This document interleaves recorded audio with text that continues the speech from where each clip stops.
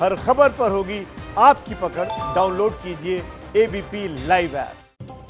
किसानों के नाम पर सियासत चमकाने का काम जारी है। किसानों ने आज भारत बंद बुलाया है। 20 से ज्यादा विपक्षी दल आज सड़क पर हैं। किसान सड़क पर बिना किसी को परेशानी में डाले विरोध कर रहे हैं। शांतिपूर्ण प्रदर्शन की बात लगातार किसानों के द्वारा की जा रही है, जबकि राजनीतिक पार्टियां जगह जगह बंद करा रही हैं। ये तस्वीरें भी लगातार हमें मिल रही हैं। कहीं रेल रोकी जा रही है, कहीं पर दुकानें बंद कराई जा रही हैं, कहीं कोई राजनीतिक दल रेलवे ट्रैक पर उतरा हुआ है, तो कहीं जबरदस्ती दुकानों को बंद कराने की तस्वीरें हमें मिल रही हैं। और तमाम जो राजनीतिक दलों के कार्यकर्ता हैं उनके द्वारा ये किया जा रहा है। किसान शांतिपूर्ण तरीके से बैठा हुआ है सड़कों के ऊपर। बंद का आह्वान जरूर किया गया है किसान यूनियंस के द्वारा, लेकिन जो तमाम राजनीतिक दल हैं वो इसका राजनीतिक फायदा लेने की कोशिश करते हुए नजर आ रहे हैं। हमारे साथ बीजेपी के प्रवक्ता गौरव भाटिया जुड़ रहे हैं, कांग्रेस प्रवक्ता अभय दुबे जी और कृषि अर्थशास्त्री विजय सरदाना जी भी जुड़ रहे हैं। मैं सबसे पहले रुख करना चाहूंगी अभय दुबे जी का। अभय दुबे जी, यही बिल लाने की बात तो आप भी करते थे। 1990 में सबसे पहले जब ये संशोधन करने की बात की गई थी तो वीपी सिंह की सरकार थी, उस समय तो आप समर्थन करते थे इसका। अब आप लगातार विरोध कर रहे हैं क्योंकि बीजेपी ले आई, ये आरोप बीजेपी का आपके ऊपर। शोभना जी, देखिए, मैं कल सुन रहा था रविशंकर प्रसाद जी को। कितनी दुर्भाग्यपूर्ण बात है, देश का कानून मंत्री ये कहता है कि राज्यों के कानून को केंद्र की सरकार बदलना चाहती थी। अरे भाई, वो अटल बिहारी वाजपेयी जी का मॉडल मंडी एक्ट 2003 था, जिसके लिए चिट्ठियां लिखी गई थी। उसमें क्या परेशानी है? रिफॉर्म्स की बात तो हर सरकारें करती। अटल बिहारी वाजपेयी जी की सरकार ने भी कानून थोप नहीं दिया था मोदी जी की तरह। हम कह रहे थे एग्रीकल्चर सेंट्रल स्टेट लिस्ट में आप कानून मत बनाइए, राज्यों से कहिए राज्य सुधार करेंगे, और सारे राजनीतिक दल कर रहे थे। अभी आपने उत्तर प्रदेश का उदाहरण बताया। कई राज्यों ने 20-25 राज्यों ने सीधे किसानों के द्वारा कंज्यूमर्स को सेल करने की अनुमति दी गई थी, ई ट्रेडिंग की अनुमति दी गई थी, राज्यों के दायरे तोड़ने की अनुमति दी गई थी। मगर ये कानून को तीनों को एक साथ रखते हैं तो साफ परिलक्षित होता है कि पूंजीपतियों को पूजने वाली इस पार्टी ने पूंजीपतियों का हित साधा है। इसेंशियल कमोडिटी एक्ट में संशोधन कर दिया। पेरिशेबल और नॉन पेरिशेबल आइटम्स में 50 और 100% तक जब भाव नहीं बढ़ेंगे तब तक सरकारें इंटरवीन नहीं करेगी। इसका अर्थ है कि पूंजीपति असीमित मात्रा में संग्रहित करें और फसलों के दामों को क्रैश करें नियोजित रूप से, जैसा कि सीएसीपी ने अपनी रबी की फसल 2020-21 पर खुद मोदी सरकार पर आरोप लगाया कि दाल खरीद के रखते हैं, ऐसे समय बाजार में उतारते जब किसानों की फसलें आने वाली होती है। मक्का का उदाहरण लीजिए, 1850 रुपए समर्थन मूल्य है, अभी 700 से 900 रुपए बिका है मक्का। मोदी सरकार ने 23 जून 2020 को इंपोर्ट ड्यूटी 50 से 15% कर दिया, 5 लाख मीट्रिक टन सस्ता मक्का मंगा लिया और दाम तोड़ दिए। यही 2,30,000 करोड़ का स्कैम दाल में हुआ है कि 46 रुपए की दाल विदेशों से मंगाई और दाम तोड़ दिए गए असीमित मात्रा में। और ये मॉडल अभय दुबे जी, आपने बड़े आरोप लगाए हैं और सरकार के ऊपर लगाए हैं और मंडी समितियों के ऊपर लगाए हैं जो कि सरकार के द्वारा कंट्रोल की जाती है, तो इसलिए आपको ऐसा लग रहा है कि भाई आप ये समझाने की कोशिश कर रहे हैं कि उससे संग्रहित कर लिया जाता है और जब कीमतें बाजार में बढ़ा दी जाती हैं उसके बाद ये दलालों के थ्रू ये बेचा जाता है। गौरव भाटिया, इस पर क्या जवाब आपके पास है जो आरोप सीधा सीधा कांग्रेस आपके ऊपर लगा रही है? लेकिन अभय दुबे, आपको यह भी समझना होगा कि जब बाहर बाजार, वैकल्पिक बाजार मिल जाएगा किसानों को तो सरकार का ये जो घोटाला आप कह रहे हैं इससे मुक्ति मिल जाएगी, तो आपको हक में आना चाहिए। कहीं रोक नहीं है, ये भ्रम फैला रही सिर्फ सरकार। इसके पहले भी मेरे पास राज्यों की लिस्ट पड़ी है जिन्होंने इस रिफॉर्म्स को अडॉप्ट किया है, वहां पर यह हो रहा था। ठीक है, गौरव भाटिया, जवाब दे दीजिए आप। देखिए, सबसे पहले तो शोभना जी, मैं समझता हूं नरेंद्र मोदी जी वो प्रधानमंत्री हैं जिन्होंने किसानों की वो मांगे पूरी करी हैं जो कांग्रेस की सोती हुई निकम्मी निठल्ली सरकार पूरी नहीं कर पाई थी। और जब आप प्रवक्ता को कांग्रेस के बुलाते हैं तो कम से कम इनसे कहिए संविधान का अध्ययन करें, किस तरह की बात करते हैं। मैं थोड़ा सा ज्ञान दे देता हूं, कॉन्करेंट लिस्ट पढ़िएगा, एंट्री 33, पता चल जाएगा कहां से क्षेत्र अधिकार आता है कानून लाने का, केंद्र सरकार का भी। अब मैं आता हूं बड़े बिंदु में। आपने बिल्कुल सही कहा कि एक वो सरकार जिसने न्यूनतम समर्थन मूल्य लागू किया और 1.5 गुना करा, नरेंद्र मोदी जी की तारीफ स्वामीनाथन जी ने भी करी और 8 साल तक इन्होंने। गौरव जी, अब आपने जब स्वामीनाथन रिपोर्ट का सिफारिश लागू करने की बात की है तो मैं आपको बता दूं कि A2 और C2 का फर्क आप बखूबी समझते होंगे। आपने जो लागू किया है वो किया है A2 प्लस फैमिली लेबर पर। स्वामीनाथन रिपोर्ट में जो सिफारिश की गई थी वो C2 पर, यानी नकद खर्च और गैर नकद खर्च देने की बात की गई थी। उसी को लेकर किसानों में अविश्वास पैदा भी हुआ था। तो मैं ये थोड़ी सी सफाई, हाँ ठीक है, सफाई आपने अच्छी दी, आपने अपना काम किया, मुझे अच्छा लगा। A2 C2 का फर्क आप जानती है, इतना राहुल गांधी जानते होते तो कोई दिक्कत ही ना आती। लेकिन मैं एक बात कहूं, मोदी जी तो जानते हैं ना, भाषण देते थे पहले, चुप करा, चुनाव के पहले। बोलूंगा नहीं बीच में, आज मैं सोच के आया हूँ, चिकन चिल्ली करनी है, इनको बुलवाइए, आधा मिनट और दीजिए। नहीं, बड़ा दिल दिखा के इनको आधा मिनट और दे दे। मैं चाहती हूँ मेरे डिबेट में आराम से बात हो, तथ्यों पे बात हो। बोलिए गौरव भाटी। धन्यवाद। देखिए शोभना जी, A2 और C2 का फर्क हम सबसे बेहतर MS स्वामीनाथन जी भी जानते थे।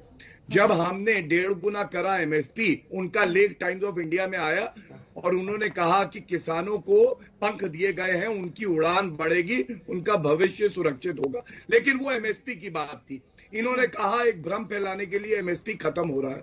शोभना जी आप बताइए, नरेंद्र मोदी जी ने क्या ये आश्वासन किसानों को दिया या नहीं कि MSP खत्म नहीं होगा? दूसरी बात, कृषि मंत्री तोमर जी ने भी यही बात कही, ये भी सच है। लेकिन आपने आज एक बड़ा मुद्दा उठाया, अगर ये किसानों का बंद है और किसान हमसे वार्तालाप कर रहे हैं, कल एक और वार्तालाप होगी, तो ये जबरदस्ती कांग्रेस के गुंडे छत्तीसगढ़ में क्यों मार्केट बंद करा रहे हैं? समाजवादी पार्टी के गुंडे क्या कर रहे थे लखनऊ में? देखिए, मैं लखनऊ से हूं इसलिए बोल रहा हूं। अगर ये किसानों का बंद है, किसानों से बातचीत चल रही है और किसानों का हम सम्मान करते हैं, उनको तो हम मना लेंगे। लेकिन ये कांग्रेस और समाजवादी पार्टी जो 100 लोगों को इकट्ठा करने की हैसियत नहीं रखती, ये लोग आंदोलन में क्या कर रहे हैं? मैं दूसरी बात उठाता हूं, ये प्रश्न है कांग्रेस के प्रवक्ता से। मेरे हाथ में इनका मैनिफेस्टो है शोभना जी, सीरियल नंबर 11। मालूम है क्या कहते हैं? हमने तो मंडी के अलावा एक और बाजार दिया, एक और व्यवस्था दी। ये कहते हैं APMC एक्ट रिपील कर देंगे अंग्रेजी में, और हिंदी में कहते हैं संशोधित कर देंगे। तो आपने कोई पार्टी ऐसी देखी है पॉलिटिकल जिसका इंग्लिश मैनिफेस्टो अलग हो, हिंदी अलग? मेरे साथ ठीक है गौरव जी। अब कृषि अर्थशास्त्री विजय सरदाना जी भी मेरे साथ जुड़े हुए हैं। विजय सरदाना जी, देखिए सियासत चलती रहेगी। जब कांग्रेस सत्ता में थी तो सुर कुछ और था, आज बीजेपी सत्ता में है तो उनका सुर कुछ और है, उसको आप रहने दीजिए। मेरा सवाल आपसे यह है कि एक देश दो बाजार, एक भ्रम यह है टैक्स को लेकर कि जब मंडियों में 8% टैक्स लगेगा तो बाहर का बाजार में ज्यादा खरीद होगी और मंडियां खुद ब खुद बंद हो जाएंगी। दूसरा, MSP को लेकर कंफ्यूजन है। क्या इन भ्रम को आप सही मानते हैं या कोई जस्टिफिकेशन है आपके पास जिसको किसान समझ सके?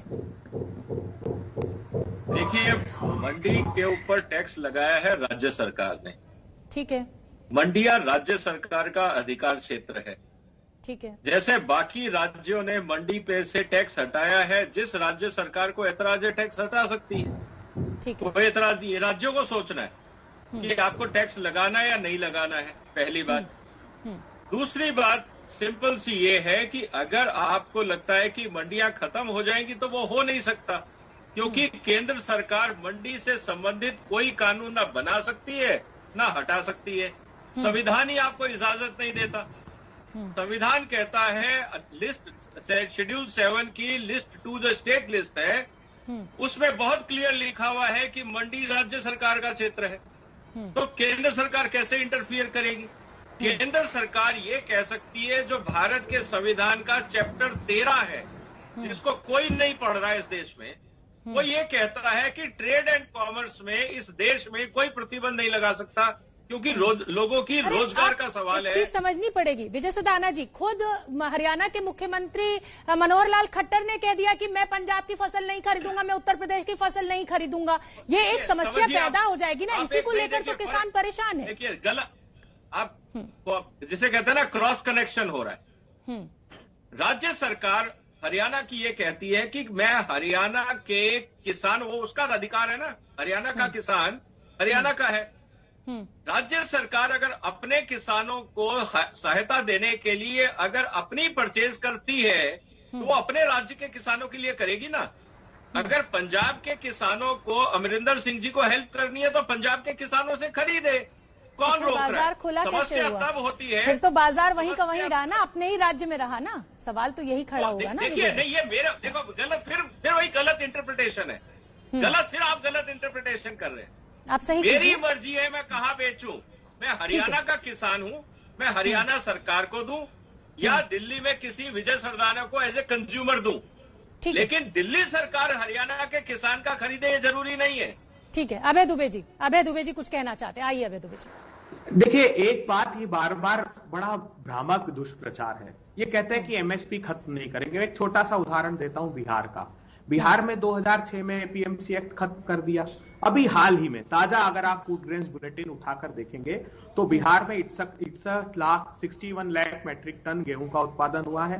बिहार सरकार ने कितना खरीदा जानती हैं? सिर्फ 5000 मैट्रिक टन। 1002 किसानों से, 65 लाख किसान है वहां रजिस्टर्ड, जिसमें से 1002 किसानों से खरीदा है।